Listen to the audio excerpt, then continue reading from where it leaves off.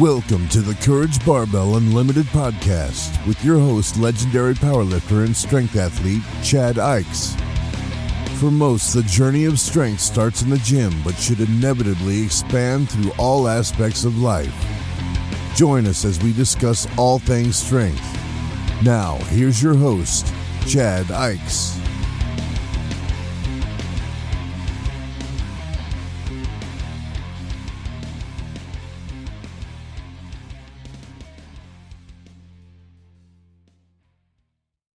Hey, everybody. Today we have another special guest, Josh Bryant of Jailhouse Strong.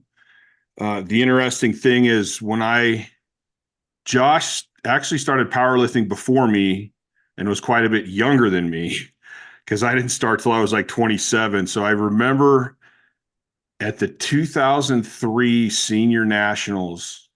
Oh, Burbank. Yeah, we actually were there together competing. Yep. We didn't know each other at the time. And I just remember I was like 31 and that was like my first big meet.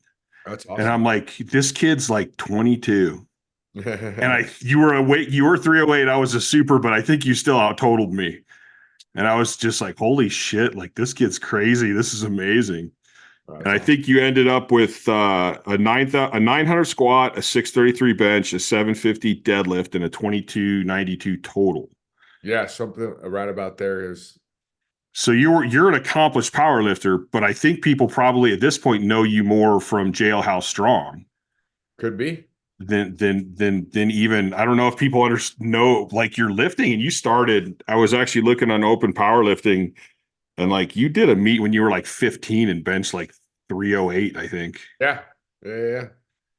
Which is that's crazy for a 15-year-old. That's a damn good bench. I started. Yeah, I was lifting, seriously at 12 and started jacking around when I was about 6. So you started lifting when you were 6? Yeah. That's awesome. Not structured or like. No, but like playing around enough to like. My dad said if we had a bench press, like it was like a universal bench press, and he said if you you could take this bench out and do a leg press, like a vertical kind of leg. Did that, and then basketball was my main sport, and he said like a lat pull down looks like a rebound. I'm like, it does to me too. So I did leg press, lat pull downs, and like partial range of motion machine bench, like multiple times a week. And then by the time I got to 12, joined the YMCA and actually got free weights and real stuff at that point. Right. So what did you finish like when you were competing teen? What was your best numbers? Competing what? When you were a teen?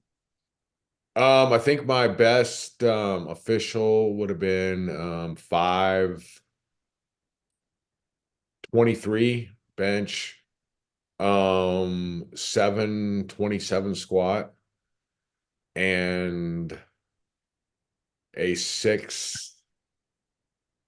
650 deadlift, and I got up like a 661 or something, or 667, whatever, and it didn't count. I like made the lift. It was, I hitched it. Wow, those are really good team numbers. So then fast forward, and you've done amazing with Jailhouse Strong. You've trained, I don't even know how many people you've actually trained. You've trained lots of top lifters. And I remember what was it, 2 years ago? I was at Swiss and I listened to your talk. Okay. Yeah. Which was really cool. And it's interesting. I think sometimes people get this image in their head and, with Jailhouse Strong and everything, they're like, oh, Josh trained so hard. But you talked a lot about recovery too. Which I think is a thing that a lot of lifters are actually missing now. Like everybody can train hard. Lots of people train hard, but are they smart enough to pin that training hard with recovering enough? I think, I see the airs both ways of like a lot of people that train hard and don't care about recovery. But then I see the flip side too of some people are so obsessed with recovery, they don't ever train hard. So I think that, that's kind of ultimately, if you can balance those two things, that's when you optimize results. You have a stimulus to recover, an adaptation, like that's how it rolls. So, are you getting the stimulus maybe not. Are you getting the recovery? Maybe not. Well, if Right. you're not getting either of those things, you ain't getting the adaptation. So, and that's what we're after. Yes. And I think, at the Swiss group, the talk about recovery be really important because those are gonna be people that are very serious about it. I mean, think about most people there aren't like living in Columbus and just, walking in. They paid good money to come.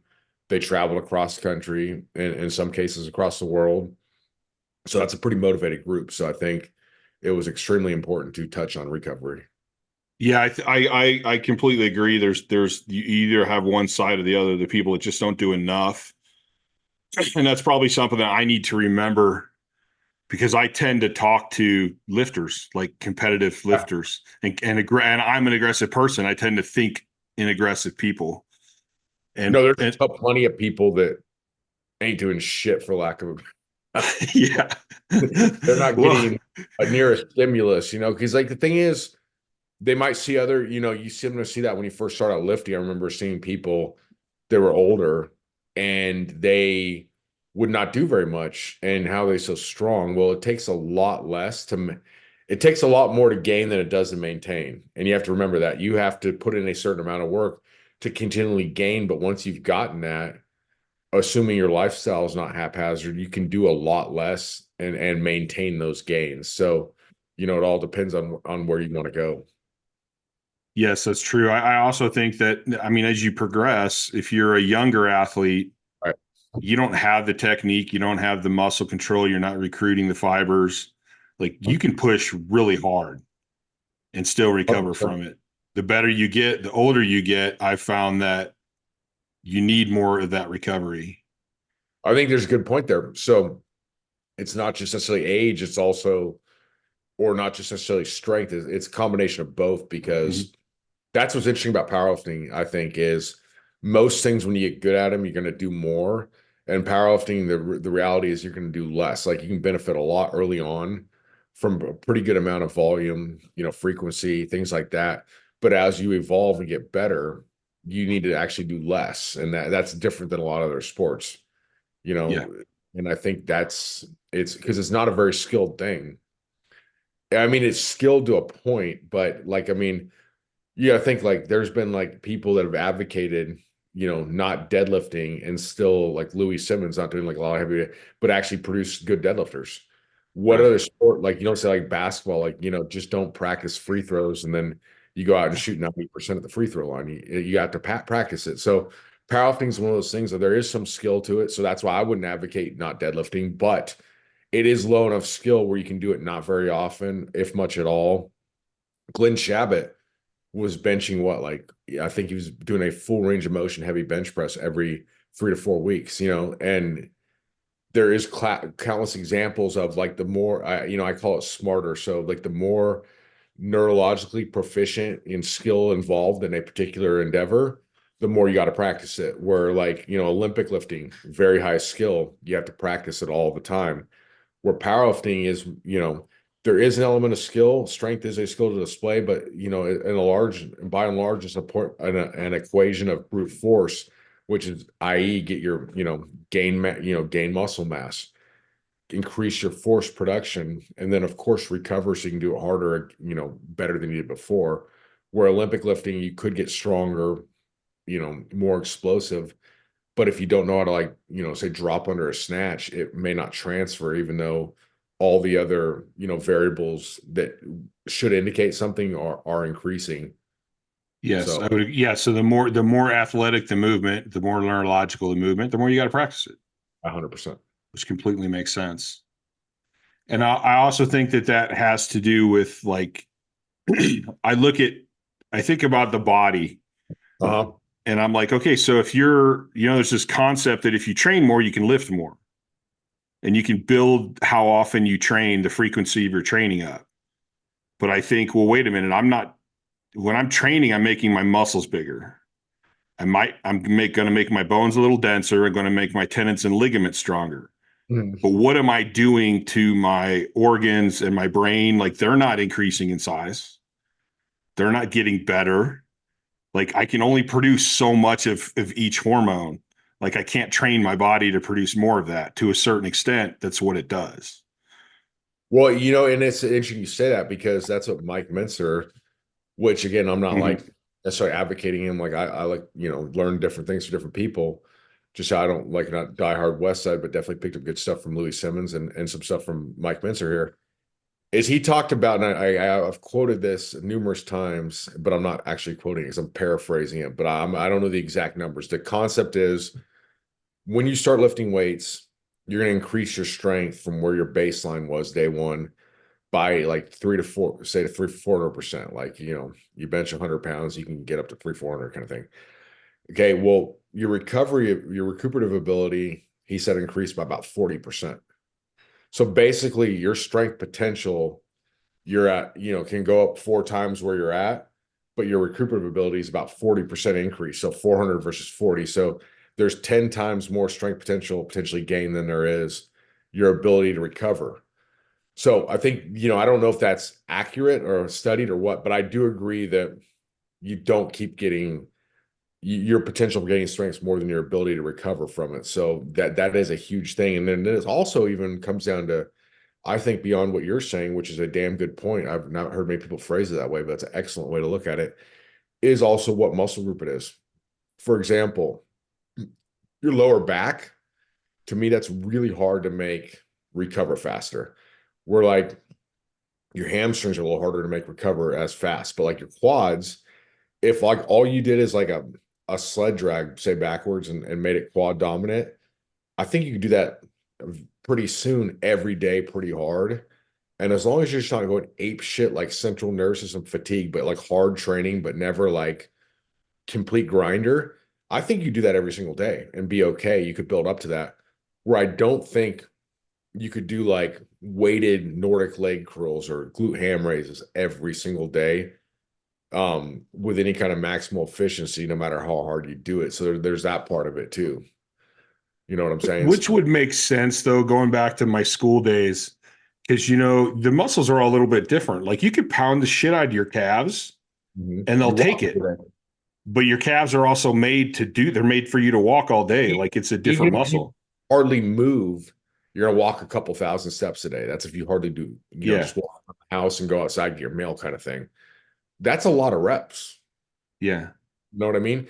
But like say for your hamstrings, for instance, like when you're running and stuff, your glutes, they don't really get active till you're like at top speed or near top speed.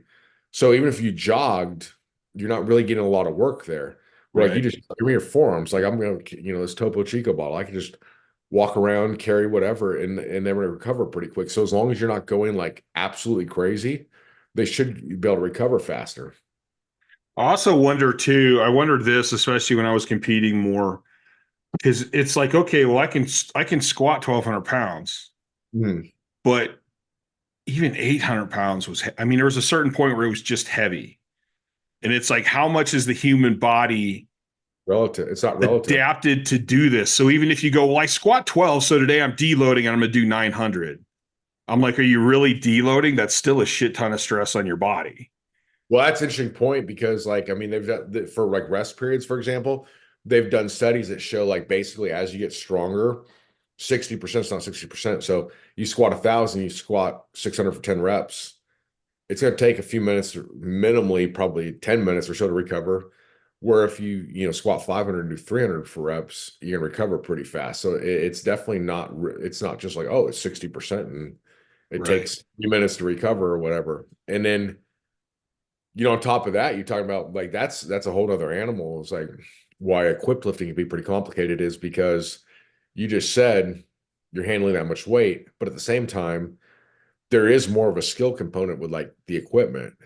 With once you got it down, you kind of got it down. You just got to figure out how to get stronger and not get hurt and recover.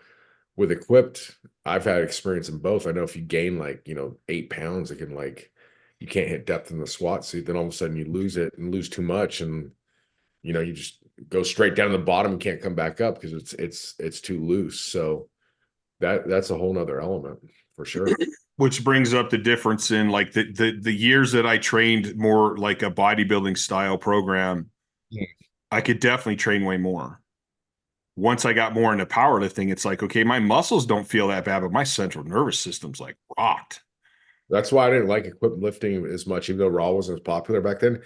Is I didn't like that. I talked to Ed Cohn one time. I liked feeling pumped up. I figured I'm not making like a bunch of money doing this or anything, so I just want to do it how I like to do it. And Mhm. that's exactly why. It's like you're feeling a perpetual state of fatigue, but in my mind, none of the benefits feeling pumped up, feeling like that kind of way. It's like, dude, like, like Oh, hard to get. it was definitely different. I mean, like you're at it, like when your central nervous system's like done, it changes how you think, it changes how you feel.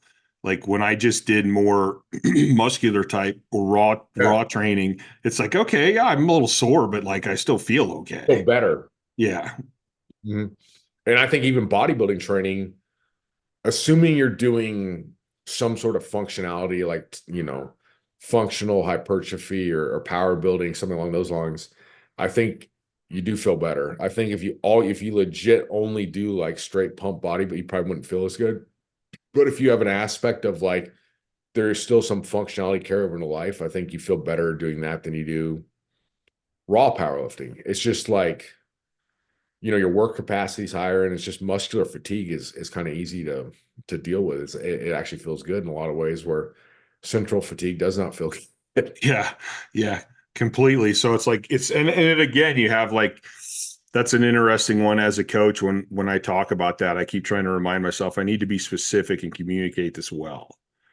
Because I don't need a 15-year-old kid going, "Oh, my central nervous system's overtrained." It's like, dude, you don't even know how to overtrain your central nervous system. You're No, 15. and I've noticed that a lot too with people that say that.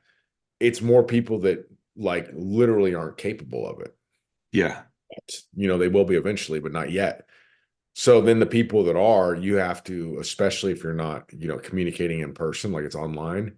What I'll look for is just like if it's an online deal, is like that you can tell in their emails and stuff like, yeah, finish the week, all blah blah blah. Then it's like, might write week done the next week. It's like, okay, what you go from like, gung ho to conquer the world to like bordering on depressing here. What's going on? Oh well, Yeah. like I don't know, just feeling kind of tired. Like, okay, you're essentially kind of fatigued there. Gotcha. Okay. Yeah. Yeah, that's so true. So you did. I reposted a video. I don't know if it was new off Instagram yesterday or the other day, Mhm. and you were talking about like growth and fixed mindset. And this is I made that video a while ago. But that's the first time I had posted it. I just that was an awesome video. Like I'm like like, I have to repost this because it seems like the more since I haven't competed in quite a while now. how long? I still try to lift heavy because I love it, but I'm working with When's the more last time you clients. competed? Uh, I did like a deadlift meet probably like 4 or 5 years ago. How old are you now? 52. Dude, you could like dominate though, huh? Because like you're over 50, you could. Yeah, but I don't You've like broken them fools. I have this issue like the masters thing for me. I kind of feel like that's for like people that didn't really compete or like weren't at the highest level. One way to look at it, but the thing is, they got an advantage in a lot of ways because they had no miles earlier on. That's true too. I mean, dude, like when It's a you whole idea. Like if you're older and you come in and start powerlifting at 50 and you didn't have all these years of beating yourself up, the guy, first that's a guy, huge the guy I advantage. used to train with when I was a teenager, one of the guys was the first person to deadlift over 800 in a meet at 50 years old. And he started Really? at 37 because he was a cop and he got in a bad car accident. I guess he had a pretty forward thinking, the kind of like doctors weren't really helping. As a chiropractor's like gave him some finished deadlift routine. He's like, hey, you know what? Like here's this deadlift routine that I don't even know who did it from Finland had come up with early in the 80s. Here you go. And George started doing it. But like he didn't have, obviously didn't have all those miles and stuff too. I mean, I think there's two sides of the coin there. You don't have the miles at the same time, you don't have like the kind of base strength and that kind of thing you could have developed if you had been training. So I think at the end of the day, it kind of probably evens out to a degree. Yeah, to some extent.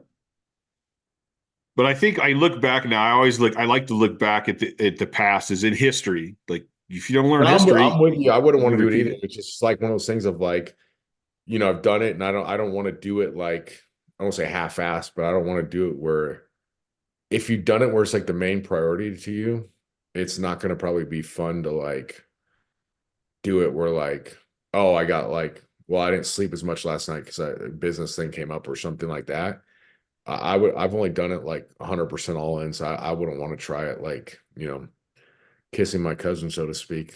I'm either all Yeah, in. it's hard. It's hard to, yeah, it's hard. Once you've done it all in, it's hard not to do it all in. I mean, I would totally be open to it if I hadn't done it all in. Like, oh, hey, someone do it now, and I didn't Yeah. know any better. Yeah, it'd be fun. It'd be cool. But like, once you've been in there like that, I'd have to. If I was going to compete in something, it'd have to be something totally different, Yeah. like something new that you're picking up or whatever. So with that post you did though, I look back and I try to find commonalities in all the athletes. And Mhm. I'm like you, I think like if I don't, even if I don't fully like a program somebody does, if there's something I can take from it, I'll take from it. Like I think there's a lot of knowledge in that. But Sure. I look at all these athletes and I go, what is the most common thing between all the top people? And That's of a good way to look at it. all the top athletes that I know, they all have a really strong mindset. They all really believe in themselves. Mhm. And I've been thinking about this more and more with the people I coach, and I coach a wide variety of people. Okay. I coach some older people just for general. I want to help them enjoy their retirement. Mhm. And even at that, I almost think, man, like I have some clients that want to lose weight, but they're just not positive about it. And I'm like, even if you want to lose 20 pounds, you got to get in your head and believe in yourself. Otherwise, you're kind of screwed. Well, I think they So, start backwards with bad self-talk to start off with. So it's they're you can tell them that and they're gonna say yes and all that, but if you don't start at the ground level of self-talk of like even like kids, if I get onto my kids here, just like one, he like thought he forgot his water bottle at practice the other day, and he said, that was I'm such an idiot. It's right here. I'm like, no, you do not say that. Like he didn't normally do stuff. I don't know where that had come from, but like that's how it's going to start of like, I'd love to lose 20 pounds, but I never could because I just, I love to mhm. like, drink wine or eat chocolate or whatever the hell you like to do. And you're limiting yourself at that point because you're already programming yourself to believe what you can't do. And it sounds like, people don't think about it because you're raised here like talks cheap and all that stuff. I agree, maybe if you say it one time, but when you keep doing that repetitively, you're gonna build it. Like people, I mean, that's like what propaganda is. Like Mhm. propaganda is a lie told over and over till it becomes truth and whoever you want to believe it. So you're just giving, you're gonna get propaganda, even if you're lying to yourself about you think you can succeed, you're gonna be lying to yourself the other way. So if you're thinking of lying to yourself, you might as well lie to yourself to benefit yourself and be positive about it. So you're gonna like fake it till you make it, or you're gonna fake it and make it worse than it really is, and then it will become a self-fulfilling prophecy. So my thing is I'm gonna err. Let's always err to the side of being positive and productive. I agree. Yeah, I And most think people that's are erring the other way. I think that I've been thinking lately about this and I saw your video and I'm like, yeah, it's totally like everything you said in that. I may say things a little bit different, but it's the same thing. Yeah, for And sure. It's growth mindset. So like that's one thing I picked up from, I've done that myself already. It was like from Charles Poliquin was talking about at one me and him did a seminar one time and a couple other people, and I remember him talking and he said the biggest thing that got me ahead early on was everybody to always argue about what the top people were doing, like some of the differences. Like this person does a power clean, this person does, whatever, like say a jump with dumbbells or something. They're both trying to build explosive power. Okay, so we have that difference. We said, but the commonality is, say they all do like squats. Okay, so we can decipher that every single top guy is advocating squats, point one, kind of thing. So like I think that's what you're on to a good thing right there is instead of always looking at all the differences are, that's important to know too at some point. But first, I would find what the commonalities are. Like of all the people you look up to, admire, look to for like a source of inspiration, learning from, what are some of the commonalities? There's going to be some. Start there. yeah. Then once you got that down, then you can maybe look at what some of the differences are. Yeah, and then at that point you can go deeper into why do they do it? Sure. What do they need? But yeah, I mean everybody seems to want to lean towards one area and I'm like, why not And this is the same thing with I see lifters do. Well, I like so and so, so I'm going to train like him. And I'm like, well, just because you like him doesn't mean you should train like him necessarily. And are you looking at him where he's at now? Maybe you need to go like, what did he do when Yeah. he was 20? Not what is he doing now, because it's going to change over time. Well, no, it's like it's like people talk about that with like, when like veganism became popular, and I don't really care either way like about it, but I'm just saying like everybody, oh, this person's eating vegan now. Okay, we're a top bodybuilder. Well, they ate, steaks for 30 years before that. So, we have to look at always what you did to get there. Like, oh, well, this person advocates now, one leg on a Bosu ball with a dumbbell above your head. But oh yeah, what about the 25 years where they squatted heavy every single week before that?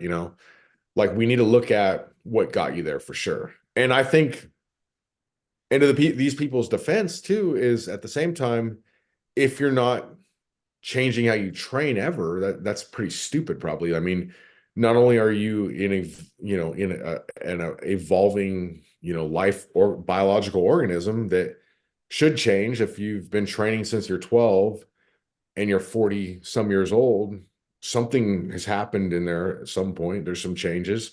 And even if you have the exact same goals, there would still be some changes, but usually people are gonna have somewhat different goals. If you're training to be the strongest super heavyweight powerlifting in the world, it's different than if you're trying to be a generalist that's pretty good at everything. Yes. So I think you have to be changing what you're doing too, regardless. But yeah, 100% you have to. I'm with you. So in your video, you mentioned something in the beginning about gratitude, but you didn't mention any more after that. I kind of follow the manifestation principles. At least, I always pick out what I like best, and they always talk about gratitude. So I was curious to hear well, I think for one is gratitude's going to put you in a better state of mind, period. I mean, there's just no doubt about that. And I think it's easy to lose sight of that. It's like if you walk into a restaurant, like your favorite restaurant, you walk in there, like, smells so good. This is awesome. Then 10 minutes later, you're used to the smell. You don't even think it smells good anymore. It's just you be adapted to it. And I think that's how gratitude is like if you don't make a daily practice of it of some sort, you're gonna have issues of like having it, just not because you're a bad person, just you become adapted to it. So like what I've done personally is a couple different ways is one, 5 minutes or so when you wake up, just write down what you're grateful for. I'd write down like, it could be what happened in your entire life, like to your good elementary school teachers to like what's happened, recently, like, a good night's sleep, great workout, training session yesterday, that kind of thing. What I've also done too is they have you can get free apps, gratitude apps. So like it will just be like a little journal you keep on your phone.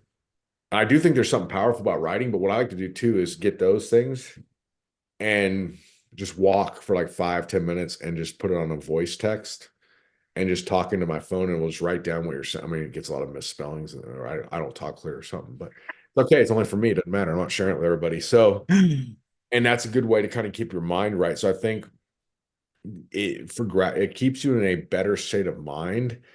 And also when you talk about the manifestation principles, I do think there is a thing when you're in a state of gratitude, whether you're not doing it to get stuff, you're not giving to get, quote unquote, but there is that sort of thing of when you're in a state of gratitude, you are in a state of mentally a state of receivership. It's like good things just keep flowing to you. Where just how if you just like, oh, this day sucks, I got cut off, this happened. Does it usually be like all of a sudden like, oh, then I walked in there, randomly bought a lottery ticket, now I'm $1 million richer? It doesn't usually happen like that. It's like the shit just keeps compounding it worse and worse. Or it's, better. I've noticed that with a lot of things. We get like better. If like if I'm, doing work or something and things are just going well, I don't apply this to training because I think you get yourself into trouble. Like regular work and stuff, I won't stop sometimes just because the momentum's there. And I think that state of gratitude, right mindset. And I think you can really do a lot to trigger that and catalyze that and make it happen a lot more often if you're proactive. Yeah, well, I think it's kind of like you said earlier. It can go both ways. So if you like wake up in the morning and stub your toe and you're like, son of a bitch, god damn it. And then all of a sudden you put on your underwear and it rips. And then like it'll just travel through the whole day. Where if you were to stop and go, no, wait a minute, I stubbed my toe. So what? and find that gratitude again, it could change how the rest of the day is going to go. People that watch the news in the morning are reported to have a 27% chance of having what they call a bad day. So that's kind of like a thing of like sets that up that way. Mm-hmm. And like, just using that example of like, I've been guilty of this too. Like, but like, I remember like during COVID, some of the people that were like, paranoid about it would be on there. Like, they'd be like, oh, there's this many cases, here and this and that. And like, it's this. And I'm like, are you leaving your house? No. Well, okay. So what are you getting out of this? Like well, I want to be informed. Okay. So just go check it for 15 seconds every morning or afternoon. Like you're on there all night. So I think you can like make yourself kind of really into dark places and all this stuff. It's, you don't want to necessarily be uninformed, but at the same time, like if you are informed, what are you doing with it? I mean, it's sort of like Tim Ferriss talking about in his book, one of his books, like if you quit watching the news, eventually if something's important, if you talk to other people, you're going to hear about it. They'll tell you. Yeah. It's like, it's going to come. Yeah. You're eventually going to hear about it if it's something you need to hear. Exactly. So like, if, I think we can do a lot of like, if you think about all the times you've like self-sabotage and like anybody like just watching whatever we're doing that's like making you in a worse place mentally, the positive part about that is the opposite's going to be true too. You could like beat yourself up by doing certain things too, and that kind of thing. Yeah, I did a podcast before this one where I was talking about kind of the sense of gratitude and how that affects everything else down the line. So basically with parasympathetic and sympathetic, if you let yourself get stressed out, you're in a sympathetic state. So your body is not healing and recovering like it could. So if you're hardcore into like, I want to meet this goal in the gym, what you do outside has a major impact on that. And yeah, just from the body functions, and we know that feeling a sense of gratitude actually helps align your heart and your mind, and your body functions better and does what it's supposed to do. I think what you do outside matters a ton. Like that's I to me what you just said is obvious, but I think a lot of people listening probably that haven't really looked into this yet wouldn't know that 100%. I would go even further and say the way you view what you're doing affects it. So like if you're viewing your goals in the gym as, okay, we're talking about that senior nationals or whatever, like I got a total, say, whatever I did there, 22, I think it was like 2276 or something, somewhere like right about there. Okay. I have to total 2,300 because that was my goal for that meet. Okay. So am I a failure? Well, not really, because I hadn't even totaled 2,200 before that. So like by shooting for, but the point being, that was what I was expecting to happen. And I actually they called my third attempt deadlift. Now, I'm not saying they shouldn't have. It was a good call. It was a hitch, but had they been in a generous mood, I would have had it. Right. It was a gift, but hey, I've gotten gifts before, so it's not totally out of the question. And point being, like, that was a huge thing, but I made the goal, even though ultimately that's what I wanted to happen. I expected to happen. I believe what would happen. I ultimately made the goal about making, each workout, maximizing it and hitting the weights I need to hit that day. So it becomes a process goal, not an outcome goal. Outcome goal is like, you can have outcome. I guess it's more performance goal. You have outcome goals is I want to win the meet. That's, the hardest kind of goal to achieve and the worst for most people, because let's say my goal is 2,300 at 2,600.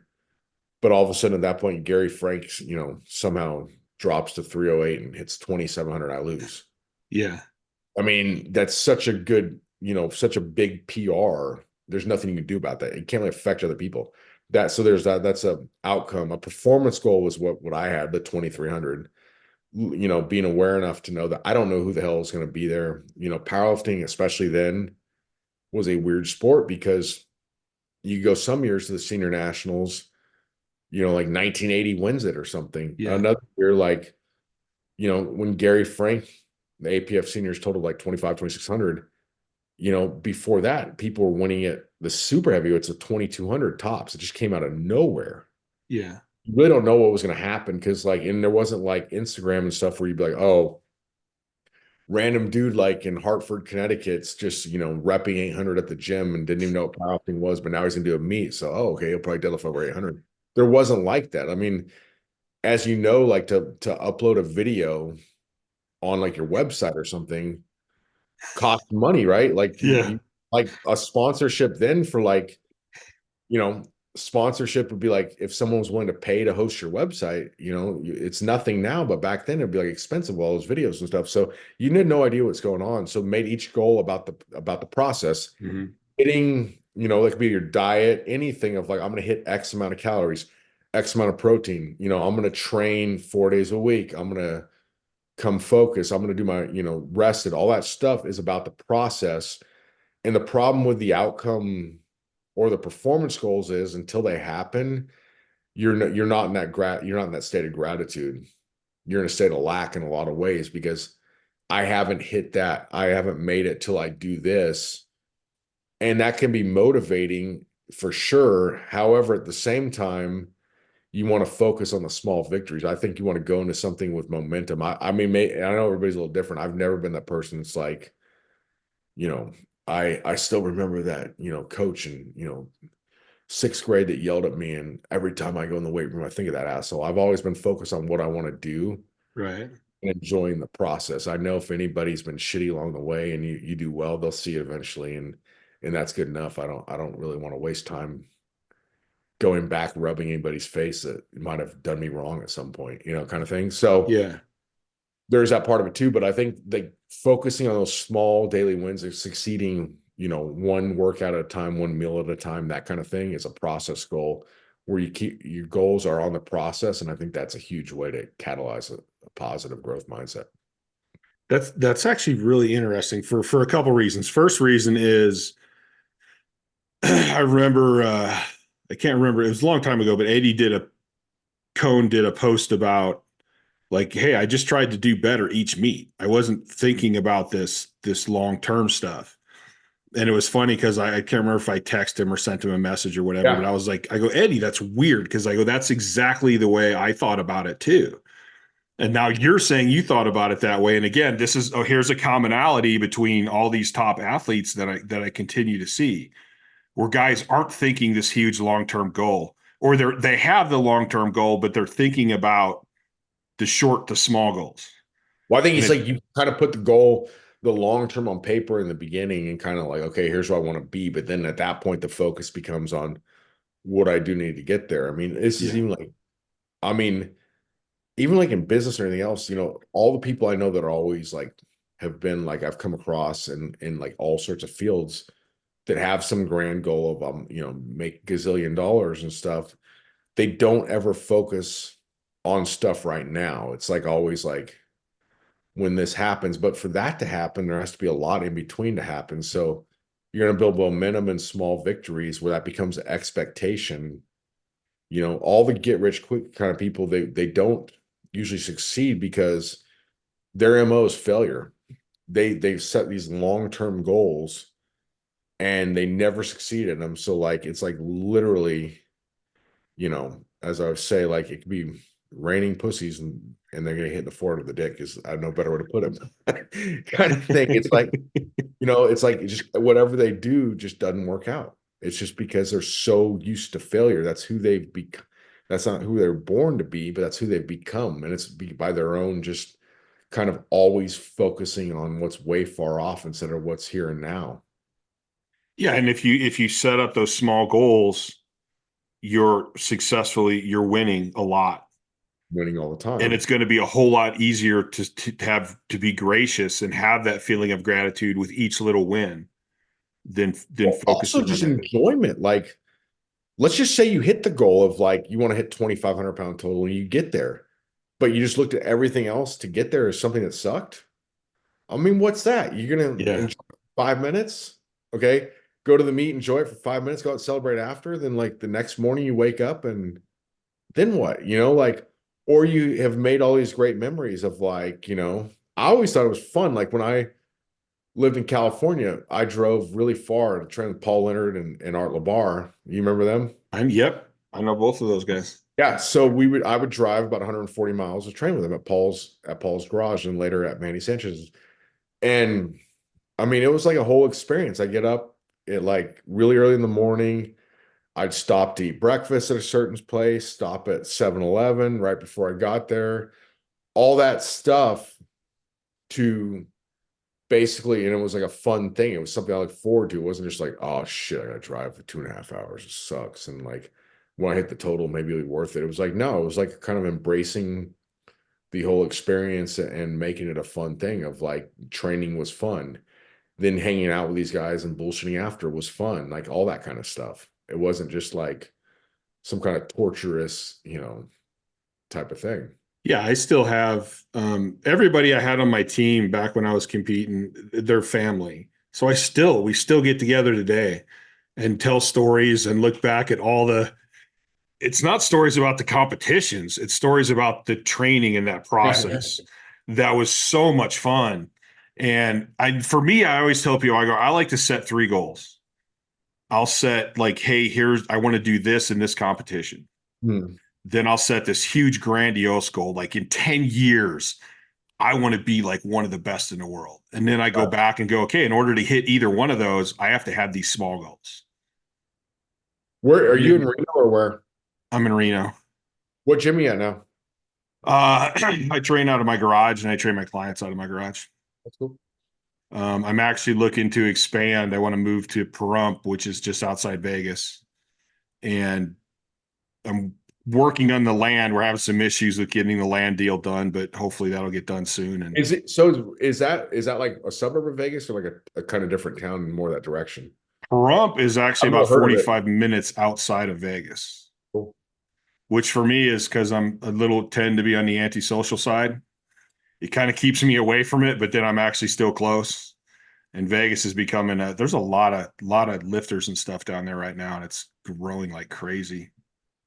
Yeah, and a lot of good place to eat and shop and all that. Yeah. Yeah. Sure. So that's where I'm looking because I want to expand my How big is gym Reno? bigger. Reno's pretty big now. It's growing every year a ton. Like I've only been there one time for Gus Rethwage's meet yeah, 2003. he used to hold WABDA Worlds here all the What time. was that hotel it was at? Like That was at the Pepper Mill. Pepper Mill, and it was like, yeah, that was awful that week. It was like it wasn't snowing, so but that cold rain is worse than Yeah. snow. Yeah. That's one reason I want to move because yeah, it still snows here. I want to move south. I'm done with snow. I'm done with rain. I'm done with all that shit. No, totally. I like the sun. I love riding my BMX bikes and like I want to ride all year. Is Vegas warm I've never been out there in the winter. I mean, I've only been once in the wintertime. It was kind of cold actually, but It'll get down in like the 50s and like once every like, 10 years it might flurry. yeah, it's not too different from here. Okay. Yeah, which I'm more into that. For sure. But I'm getting to where I can't handle commercial gyms anymore. I only go to one commercial one. I mean, I guess the other ones are sort of commercial sometimes, but like just because I don't do a lot of heavy benching and stuff anymore. Because really the only injuries I've had that are serious is like my elbow. I've had elbow surgery, but I'm like pretty injury free. So the only thing is that like of just like, stuff I have here, I don't have a ton of machines. I like cables and stuff like that. But I feel like I get like for more of the pump type of work, can take advantage of the machines and 24 Fitness like $10 a month or something. Yeah. 10 minutes away. But what I do is I'll go at like, I got it's a zoo, even like semi prime time hours could be like a zoo, and you just got to go at the right time of day and that kind of stuff. Yeah. Definitely annoying when people are like on a certain machine and they're just like texting. I mean, I don't. I know people have hassles with people. I do the opposite. I'm like, you know what? I'm not competing. So if I was going to do this machine, instead of like working in with you, getting mad at you, I will just do this one instead to avoid you. Yeah. Do my thing. That's where I am too. I kind of it's when you go into actual like the talking about training, it's interesting to me because there's a lot of people that are super, super specific about stuff. Mhm. And I'm like, man, there's like a lot of different exercises to work different muscles. So Well, I would, eating or something. yeah. I mean, I would be like, yeah, I'm like, yeah, I'd rather just not deal with it and I'll go do this one. Like, I don't care. Yeah, so I can it's find like ways to work that muscle. I can work my upper back a variety of ways, but like socializing with you doesn't, it's just like it's like I mean, there's zombies. I should post a video again. I'll send it to you if I can find it. It's I was over there one time and it was snowing here. So like it was yeah, I don't know, snowing but icing for sure. Like you couldn't walk, like it was like for here they don't have it's not used to that often. So it's like dangerous because they don't have road crews. Like you'd be really careful when you walk. You like people like the injuries here would be like people slipping and stuff. Right. So I walked outside. My friend came over here and we're gonna work out, and he was like, "There's no way." And it was like it was too icy. And we go to 24 Fitness, and it got to like a weird. They first kept trying to sell him a membership, and I just remember he was fine. Like, how much is it to work out here? I'll just pay if I don't have to talk to him. And they're like, "Okay, you're being honest. Thank you. You can like work out for free today." Okay, cool. So kind of a weird start to the day. We're going and legit. I was doing farmers walks, so their turf area. It was like 5 plates on the bar on each side. Plus, it's like one of those heavy trap bars, like 75 pounds. So I guess 525. I had a weighted vest on that weighed like 60 or 80 pounds. It was like a huge one with all those. And it wasn't like one of those ones where you can like move around real good. It's like the kind you can't run and you can only walk real fast. It's like lead or whatever. Like you Yeah. scoop with. So I had like no chance of stopping. There, dude, I'm going pick it up, right? Been doing it all day. Like we'd been doing it for like probably a half hour. We've done tons of sets. And people notice it. Like people are cool there. They're not like jerks. They're like, they don't know what we're doing. Oh, that's awesome, man. Like come by high-fiving us and stuff. And like so people were, it wasn't like we were like under the radar. This fool comes in there from across the gym, literally like walks. I'm saying like 5 feet away, dude. When I picked it up, I'm running and I'm going fast with this thing. And he literally missed me by about that much. Oh, Finally, and like I couldn't have like stopped because you got to think I got 525 on the bar, my body weight, plus that like 80-pound vest. There's no way to stop.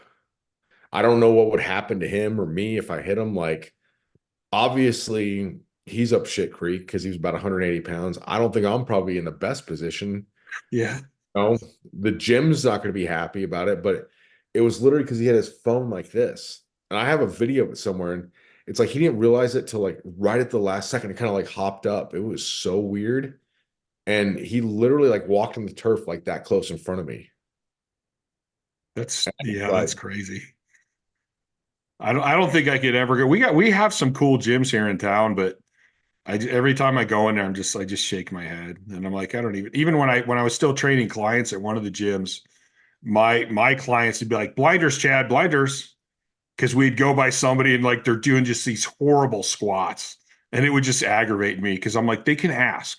Like I've never told anyone no. Anyone that's ever asked me anything, I spend time and help them. yeah, for sure. No, that's the thing is at my gym. It's like, yeah, if you spend time, if you go to these gyms and spend time trying to help people, you drive yourself crazy. I'm like the opposite. I'm not trying to help anybody there. I'm also not trying to like be a problem. I just like don't even see human beings there. I just see silhouettes. I Yeah. mean, it's just doing my thing. And that's my friends. It's like, you gonna go like you gonna tell that guy to get out of your way? I'm like, nope. He's like, you gonna go say sorry because you almost hit him? I'm like, no. I'm like, it's like I can't let him occupy the mental space. I'm here to like be my best, make gains, not, try to, beat up a 180-pound guy that's oblivious or, That's one of those mental choices you're profusely- making for yeah, your or best. profusely apologize for what's his fault. I mean, let's just move on with it. Like he didn't seem too bothered by it. He's just went upstairs and on his way, and Yeah. I got the rest of a workout to do. If we see each other later and like out in town, we can all laugh about it. But I'm here to train, not to make Yeah. friends with enemies. That's where even my clients, and I talked to Joe, I was on Joe DeFranco's podcast at one point, Okay. and we were talking about that too. And this was right after he moved from his big facility back to a smaller facility. Okay. Went And to Texas or huh? he was in Texas for a while, right? But he's back in New Yeah, Jersey. this was when he was back in Okay. the East Coast. And he's got pro football players and shit. Yeah. And he goes, everybody was so much happier when he moved back into a small facility. And like even my clients that train with me now, and I mean, I can run 5 guys out of my garage at the same time. And it's Right. like everybody just has to pay attention. But everybody's like, I don't think I can go back to a regular gym now. And I go, yeah, there's still something about that kind of underground, like, yeah, we don't have all the equipment, but we can make this work kind of attitude, you know? Well, yeah, I mean, that's what you like at the end of the day. What do you, you know, that's it. So, like, my more serious stuff that's heavier and stuff and harder, I do here. Yeah. You know, definitely it's like, well, thing, and I usually train alone or like my kids will come out and hang out with me or something. But like, it's one of those deals of like, I always tell people that good company is the best company, but there's no worse company than bad company. Being alone is better than bad company. So you got Mm-hmm. the perfect situation was like we are talking about earlier, like Art and Paul, great training partners. That's gonna be the best way to do things if possible. But as you're not competing and stuff, you can't. It's tough to justify, aligning your life around everybody else's schedule and then for them doing it around yours. It's kind of like it's tougher.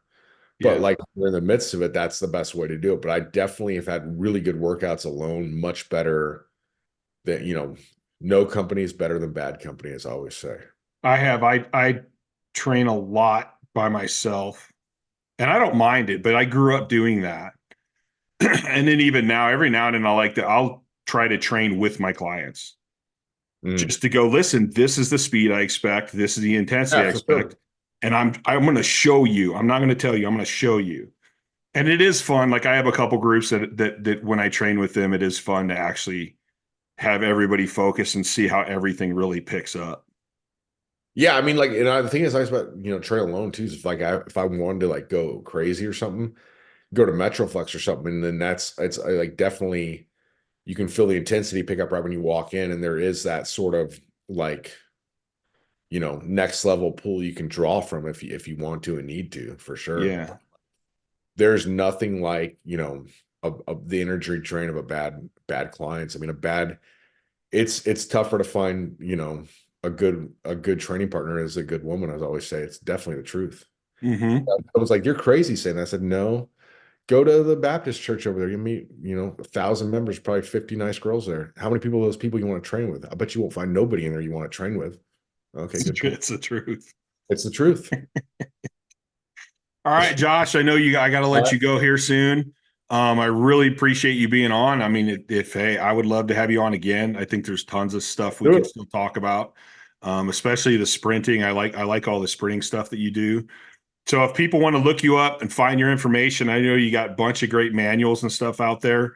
Just jailhousestrong.com or Or yeah, so that for the Instagram Jailhouse Strong, the website though would be better to go joshstrength.com. okay. I got more stuff on there and just in general. For Twitter or X, I guess it's called now, Josh Strength. Um, and then that'd be any of these, the Instagram, Twitter, or my website be the best way to get a hold of me. I'm not hard to find. Yeah, I know you got you have a bunch of All the books manuals. are on Amazon. I didn't know you had the book. You said you have the book on the growth and fixed mindset. Yeah, so You have got a two of manual them. on that? So Jailhouse Strong, the successful mindset, Mm-hmm. would I need to be pick that one up. I didn't even know you had that one. I'd like to it's read like that one. it's like $2.99 or something on Amazon. And then Okay. the other one's called Grounded in Gratitude. That's a little deeper. So like Jailhouse Strong, successful mindset, Mm-hmm. be kind of like a good for somebody like not bought into this kind of stuff that wants to read something in an hour or so that might, I would say it'd be like kind of like a gateway drug for that's probably not a good way to this kind of stuff. A gateway drug to the successful mindset would be that book because it's going to give you enough seeds, ideas, things you can implement, Mm-hmm. but not like a major change. It's kind of like if you get into lifting weights, you get into 5-3-1, Mark Ripples of starting strength, something like that would kind of get your feet wet, right? Then if Mm-hmm. you love it, then you could go to something more advanced. Right. But if nothing else, you got a good base to make some gains right off the bat. The next one be grounding in gratitude. That one is longer. That one actually has exercises and things to do. It's not just like a book you read. So got two of that, and that one, both of them have quite a bit of information on the growth mindset. Those should be good. I'm going to look into those. I'll do a post on my Instagram for people to find them, because I just think that's one of the big things that's missing with a lot of people. I don't care if your goal is to, yes, you want to bench 315 or you want to lose 15 pounds. I think mindset is really the place to start.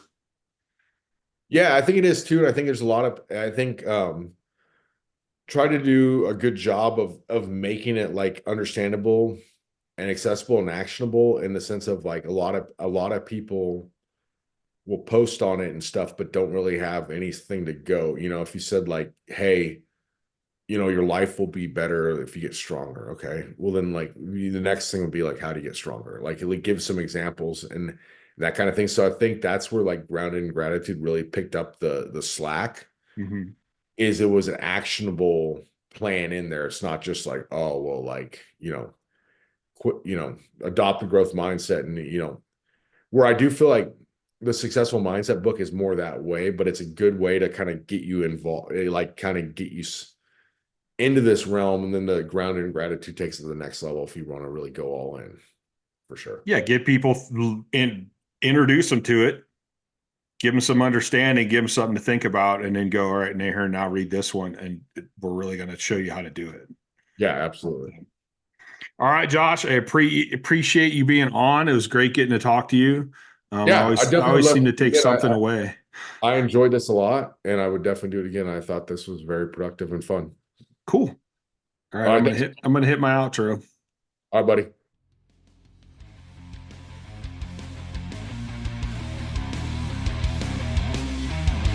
Thanks for listening to the Courage Barbell Unlimited podcast.